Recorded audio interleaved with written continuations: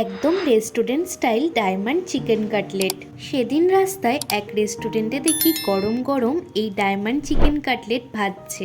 আমারও দেখে খুব খেতে ইচ্ছা করছিল, কিন্তু পকেটে সেই রকম টাকা না থাকায় কিনতে পারিনি। তাই বলে কি আমি চিকেন কাটলেট খাবো না? বাড়িতে ফ্রিজে কিছুটা মাংসের টুকরো ছিল, সেটা দিয়েই একদম রেস্টুরেন্টের মতো ডায়মন্ড চিকেন কাটলেট বাড়িতেই বানিয়ে নিলাম। কিভাবে বানালাম জানার জন্য পুরো ভিডিওটা দেখতে থাকুন। প্রথমে মাংসগুলোকে ছোট ছোট কিমা পিস করে কেটে নিয়েছি। চিকেনটাকে ম্যারিনেট করার জন্য একটা পেস্ট বানিয়ে নেব। এখানে আছে কিছুটা ধনেপাতা, কিছুটা পুদিনা পাতা, আদা আর রসুন কুচি। এই সব কিছুকে একবার মিক্সারে নিয়ে পেস্ট করে নেব। এই কাঁচা লঙ্কাটা দিতে ভুলে গিয়েছিলাম, এটাকেও এখানে দিয়ে আরেকবার ঘুরিয়ে নেব।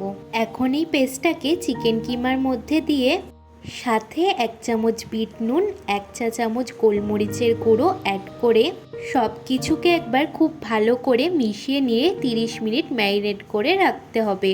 30 মিনিট পরে ম্যারিনেট করা চিকেনগুলোর মধ্যে বাইন্ডিংয়ের জন্য 2 চামচ মতো ব্রেড ক্রাম্বস অ্যাড করে সব কিছুকে হাত দিয়ে একবার ভালো করে মিশিয়ে নিতে হবে। এরপরে একটা বাটিতে 2টো ডিম ফাটিয়ে নিয়ে তাতে সামান্য গোলমরিচের গুঁড়ো দিয়ে ভালো করে ফেটিয়ে নিতে হবে। এরপরে চপার বোর্ডের ওপরে এইভাবে তেল লাগিয়ে নিয়ে কিছুটা মাংসের কিমা দিয়ে হাত দিয়ে প্রেস করে এইভাবে ডায়মন্ড শেপের করে নিচ্ছি। এটা দেখুন এখনও কিছুটা আনইভেন আছে, তাই এটাকে একটা নাইফ কাটার দিয়ে আমি এইভাবে শেপ দিয়ে নিচ্ছি। এরপরে এটাকে খুবই আলতো করে তুলে নিয়ে ফার্স্টে ডিমের গোলার মধ্যে ডুবিয়ে তারপরে ব্রেড ক্রাম্বসের মধ্যে দিয়ে 2 পিঠ ভালো করে কোট করে নিতে হবে। কোট করে নেওয়ার পরে এটাকে নাইফ কাটারের সাহায্যে একদম রেস্টুরেন্টের মতো শেপ দিয়ে নিচ্ছি। সবকটা কাটলেট আমার গড়া কমপ্লিট হয়ে গিয়েছে।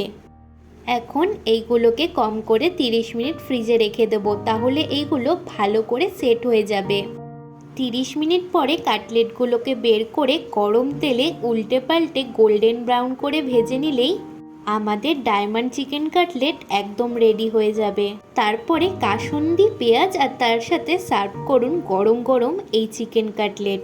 তাহলে দেখতেই পেলেন একদম কম সময় ঘরোয়া মাত্র কয়েকটা উপকরণ দিয়েই একদম রেস্টুরেন্টের মতো এই চিকেন কাটলেট বানিয়ে নিলাম।